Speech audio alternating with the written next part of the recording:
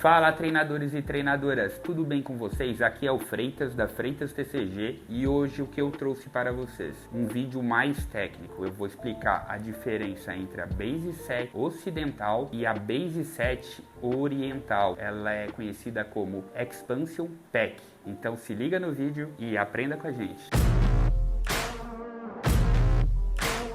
Então, galera, agora falando de Expansion Pack e Base 7. No Japão, no Oriente, ela foi iniciada a venda em dia 28 de outubro de 96. No Ocidente, ela iniciou a venda dia 9 de janeiro de 99. Então aqui eu tenho alguns exemplos para vocês dos boosters. Então, galera, no Oriente eu não tenho o booster, porém eu tenho um sleeve, a cópia da capinha que vinha o booster, que seria isso daqui. Olha que legal, como era o booster Expansion Pack de lá, a Base 7 oriental.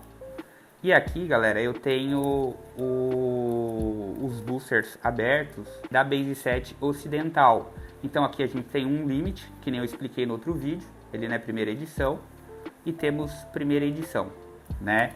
Primeira edição, ela foi distribuída no Brasil de 99 a 2000, mais ou menos, né? A primeira edição, depois vieram as Unlimits. E o que tem na versão ocidental?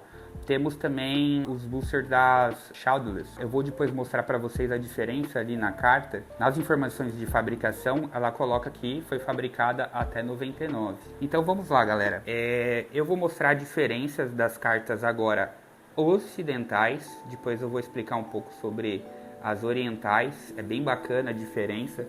Então assim, ó, na ocidental, nós tivemos, né, a Unlimit, primeira edição, né? Aqui nós temos as primeiras edições americana, temos a Shadowless. O que é a Shadowless? Se você olhar aqui, ó, duas cartas americanas e até as nacionais, tem uma sombra lateral, tá vendo aqui? A Shadowless, ela não tem. Foi um Charizard desse que foi comercializado por 500 mil, 1 milhão, que são cartas caríssimas, né? Então ela se torna mais rara por não ter aqui essa sombra, né? Temos ela também primeira edição,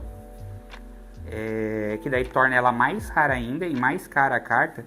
E aqui o ponto interessante que eu falei para vocês, olha aqui, ó, o Machamp coleção regular, ó, 95, 96, 98.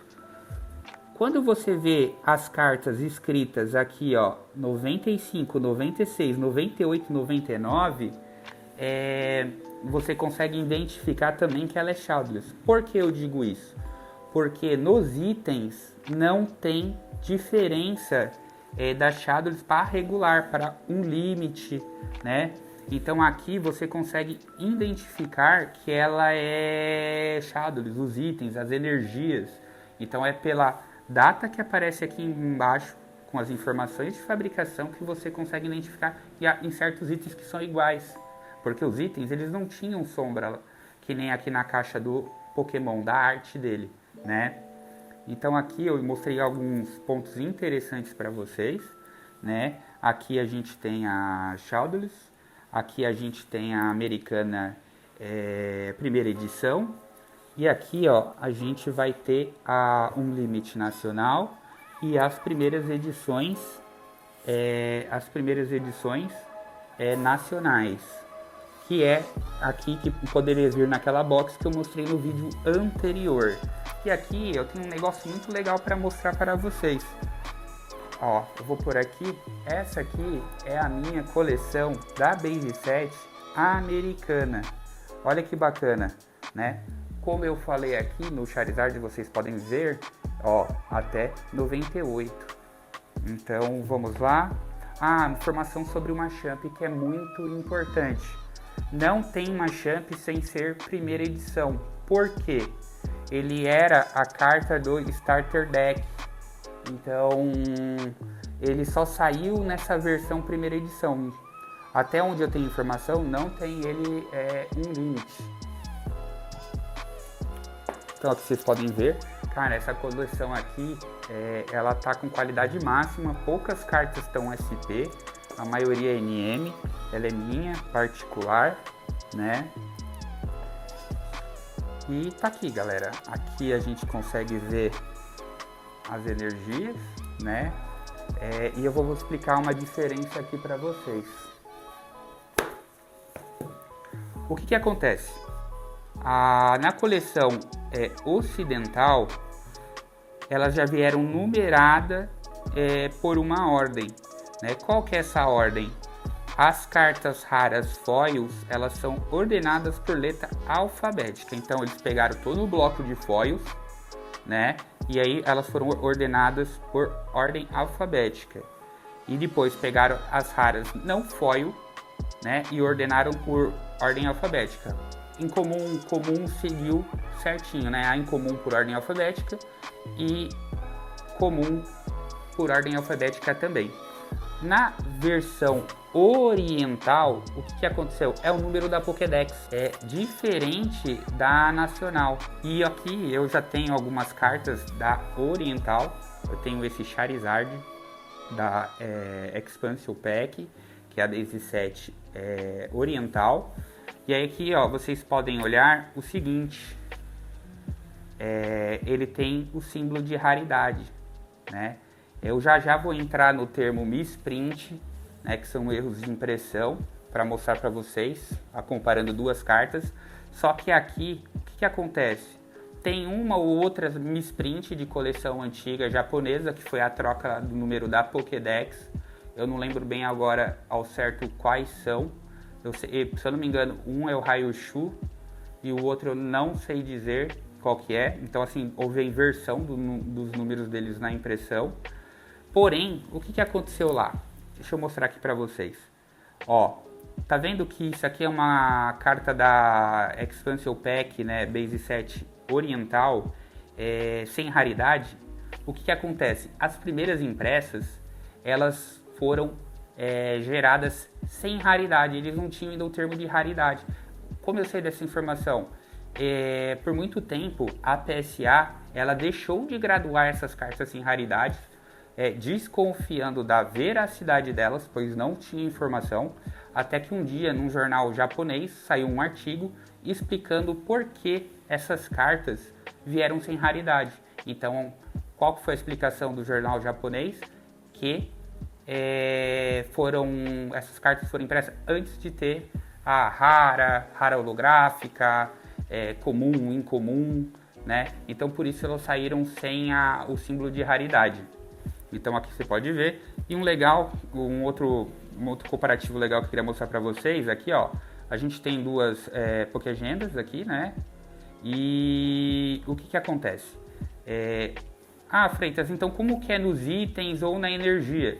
Então assim, ó, nos itens principalmente, eles vinham com símbolo de raridade, mas sem numeração, né? E olha aqui, eu tenho uma No Rarity Symbol, que é o termo utilizado nas cartas sem raridade, né? E que também você vê, ó, não tem raridade, não tem numeração e fica dessa forma. Um comparativo que eu posso mostrar para vocês legal, né? É que a No Rarity Symbol da Expansion Pack, ela é como se fosse a carta Shadowless, primeira edição, da Base 7 regular ocidental. Então o que acontece? É muito caro essas cartas. Aí você vai ver por exemplo, um Drowsy desse daqui, cara, ele vale, eu estipulando valores, o normal dele seria R$5, R$10. Uma carta dessa aqui vai ser 100, 200, né? Eu tinha um Pikachu graduado pela PSA e que eu vendi ele na época, se eu não me engano, por 5, 6 mil reais. Vale muito dinheiro por ela ser No Rarity Symbol, né? E agora falando de Shadowless, né? Aqui eu tenho o comparativo da carta da coleção regular ali, né? O normal do Pikachu é ele com a bochecha amarela. O que é agora eu vou explicar para vocês do misprint. Misprint é quando tem algum erro de impressão. Aqui, ó, comparando as duas cartas, você pode ver, ó, que esse aqui ele tá com a bochecha vermelha. Então isso aqui foi um erro de impressão e que faz essa carta valer muito mais. Então é uma carta que ela já é shadowless, que faz ela valer mais e ainda ela tem um erro de impressão. Então ela é altamente colecionável e trazendo uma alta valorização para a carta. Tá? Então aqui a gente consegue ver a diferença. Então galera, para recapitular tudo que eu falei para vocês, então vamos lá. Na coleção ocidental, o que nós temos? Temos as cartas Unlimited, né? Aqui eu tenho um Charizard em português para mostrar para vocês. E depois temos o que? A carta primeira edição, né? Aqui eu tenho um Blastoise como exemplo, né? Então assim, ó, eu sempre gosto de fazer muitos comparativos exatamente para deixar tudo bem claro para vocês. Se ficou com algum tipo de dúvida e às vezes também passei alguma informação errada, pode escrever na caixa de comentários ali que a gente vai discutir. Muitas das informações hoje, às vezes elas não são 100% precisas porque não tinha informação na época e não tem até hoje. Então eu gosto até de trazer agora o canal para um ponto mais técnico, para a gente ter essa discussão e essa troca de conhecimento com vocês, que são o nosso público, tá?